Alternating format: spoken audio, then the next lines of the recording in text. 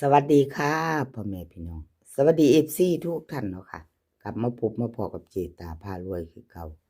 ในทางช่อง YouTube เนาะคลิปนี้เจตาก็จะวางแนวทางของลาวพัฒนาค่ะลาวพัฒนาวันที่5ที่ผ่านมาค่ะFC ลุงทรงเป็นยังไงวิ่งลูดของเพิ่นเข้าตัวหนึ่งเนาะลาวพัฒนาออก8 4 5 3ตัวบน3 8ล่างของลุงทรงเข้าไปค่ะห้าบนเนาะวิ่งลูดของเพิ่น2ตัวมา1ตัวค่ะ2ตัวจับคู่ไม่เข้าไม่เดินเนาะค่ะกราบขอโทษขออภัย FC แทนลุงทรงเนาะค่ะแนวทางจับคู่ของเพิ่นบ่เข้าก็บ่เป็นหยังค่ะเจตาเป็นกำลังใจให้คือเก่าเด้อค่ะลุงทรงเลขทุกตัวเอามาวางเพื่อเป็นแนวทางโปรดใช้วิจารณญาณในการรับชมเป็นอย่างสูงเนาะค่ะมาเบิ่งประวัติเพิ่นอีกงวดหนึ่งเนาะค่ะพี่น้องเจตายเบิ่ง2 งวดเด้อค่ะลุงทรงเพิ่นก็ยังบ่ทันหลุดเด้อค่ะพี่น้องเพิ่นก็เดินอยู่เข้าอยู่ค่ะ2ตัวมา1ตัววิ่งหลุด2 งวดเพิ่นก็บ่ทันหลุดเอา FC เตรียมแคปหน้าจอแนวทางใหม่ลุงทรงให้มาแล้วค่ะเป็นมื้อนี้วันพุธ2 ทุ่มครึ่งแล้วค่ะลาวพัฒนาออก2 ทุ่มครึ่งเป็นวันที่7เนาะค่ะมือใหม่วันใหม่ไปใหม่ค่ะ FC ลุงทรงเตรียมแคปหน้าจอไปลุ้นกันต่อเนาะค่ะลุ้นต่อมื้อแรงเอาวิ่งรูดค่ะลุงทรงเพิ่นให้มา1 กับ 5เนาะค่ะ1 กับ 5 2ตัวค่ะ2ตัว6 หางค่ะของลุงส่ง2ตัว6 หาง4154185189593ตัว3 หาง541145951ค่ะวิ่งรูดเด่นทอกันค่ะพี่น้อง6 หาง6 หาง2ตัวนี่เพิ่นก็เด่นทอกันหมด14541851515158 59เนาะค่ะ3ตัวก็ทอกันพิจารณาเอาเพิ่นบ่ได้วงกลมให้เจตามาเนาะขีดข้างล่างเจตาก็ขีดมาจังซี่โลดเด้อพี่น้องเอาพิจารณาเอาค่ะชอบก็จัดขัดก็ผ่าน FC ลุงทรงแคปหน้าจอค่ะรุ่นต่อ2 ทุ่มครึ่งมื้อแลงกับลาวพัฒนาเนาะค่ะกราบขอบคุญขอบคุณลุงทรงหลายๆค่ะที่ให้แนวทางมาวางทางช่องกราบขอบพระคุณเป็นอย่างสูงเนาะค่ะแคปหน้าจอของลุงทรงแล้วก็มาไปใหม่ไปต่อเป็นของไผเนาะค่ะ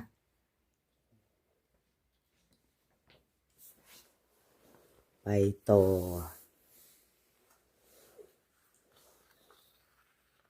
แต้วน้อยค่ะแต้วน้อย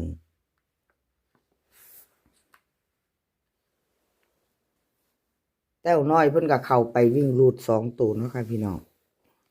สายวิ่งสายรูดเดิน2ตัวค่ะเดิน2ตัว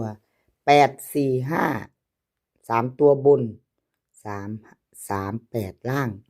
วิ่งรูดแต้วน้อย3ตัวก็เข้าไป2ตัวพี่น้องเข้าไป3 กับ 5เนาะสายวิ่งสายรูดค่ะแต้วน้อยสายวิ่งสายรูดมาเบิ่งประวัติเพิ่นบ่ทันหลุดค่ะยังเดินอยู่ค่ะยังมาอยู่เด้อแต้วน้อยFC ของแต้วน้อย2ตัวมา1ตัวเนาะค่ะเพิ่นก็เดินกับมาอยู่แนวทางใหม่เพิ่นก็ให้มาแล้วค่ะมาแล้วมือใหม่ไปใหม่วันที่7มื้อนี้ค่ะ2 ทุ่มครึ่งลาวพัฒนาออกมาไปต่อกับแต้วน้อย FC เตรียมแคปหน้าจอวิ่งรูดค่ะวิ่งรูดแต้วน้อยเพิ่นให้มา9 กับ6 2ตัว4 หางค่ะ9691 66กับ61 3 ตัว966 966 916วิ่งรูดค่ะเพิ่นเด่นทอกันเก้ากับ6แต้วน้อยวงกลมให้2ตัวเนาะค่ะซ้ายวิ่งซ้ายรูดแต้วน้อยให้2หางให้2ตัวค่ะ2ตัวเน้น2หาง96กับ66 3ตัวเน้นหางเดียวค่ะ966แคปหน้าจอค่ะใครจะไปต่อกับแต้วน้อยมื้อแลง2 ทุ่มครึ่งค่ะแต้วน้อยแคปหน้าจอไว้กราบขอบคุญขอบคุณแต้วน้อยหลายๆค่ะที่ให้แนวทางมาวางทางช่องเนาะกราบขอบพระคุณเป็นอย่างสูงค่ะแคปหน้าจอค่ะแคปหน้าจอเราไปต่อ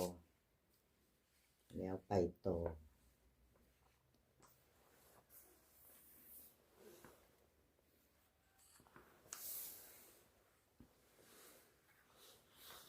ไปต่อเป็นของใครไทยมักหวยค่ะ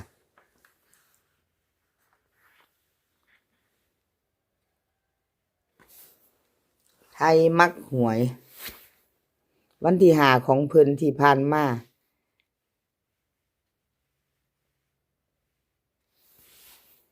วันที่5ของไทยมักหวยลาวพัฒนา3ตัว845ค่ะบน3ตัว2ตัว38วิ่งรูดค่ะ5กับ8เข้าทั้ง2ตัว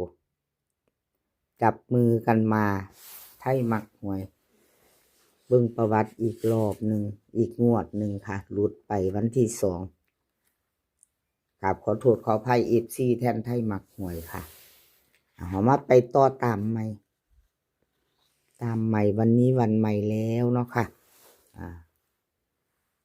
เตรียมแคปหน้าจอไปชอบแนวทางไทยมักหวย FC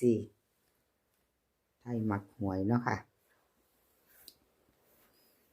วิ่งรูดเพิ่นให้มาค่ะไทยมักหวย9กับ4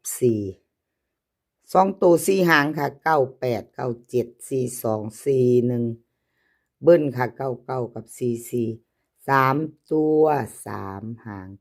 942 941 498ค่ะวิ่งรูดเด่นทอกันเด้อค่ะไทยมักหวย9กับ4 2ตัวคันเน้น98กับ42 3ตัวเน้นหางเดียวค่ะ942ครับขอบคุญขอบคุณไทยมักหวยหลายๆเด้อค่ะที่ให้แนวทางมาวางทางช่องเนาะครับขอบพระคุณเป็นอย่างสูงค่ะถ้าชอบก็จัดคัดกระพานเนาะค่ะพี่น้องแนวทางลาวพัฒนามือแรงออกค่ะครับขอบคุญขอบคุณไทยมักหวยหลายๆที่ให้แนวทางมาวางทางช่องของเจตาเนาะค่ะแล้วก็ FC ใหม่เนาะค่ะที่เขามาติดตามรับชมรับฟังมากดไลค์กดแชร์ให้เจตากราบขอบพระคุณเป็นอย่างสูงค่ะ FC ผู้เขามาใหม่ครั้งแรกเนาะค่ะชอบแนวทางเดียวกันถ้าบ่ท่านกดติดตามอย่าลืมกดติดตามไว้ค่ะแล้วก็อย่าลืมกดกระดิ่งแจ้งเตือนนำเด้อค่ะจะได้บ่พลาดคลิปใหม่ๆของเจตาเนาะอย่าลืมกดกระดิ่งแจ้งเตือนไว้นำเจตาลงคลิปปุ๊บเห็นปั๊บเนาะค่ะ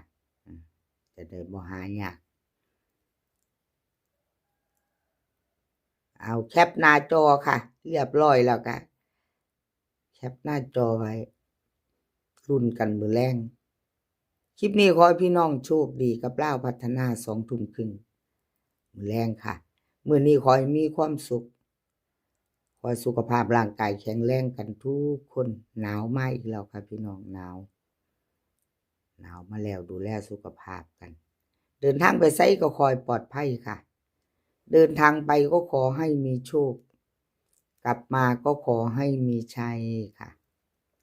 คลิปหน้าพอกันไหมคลิป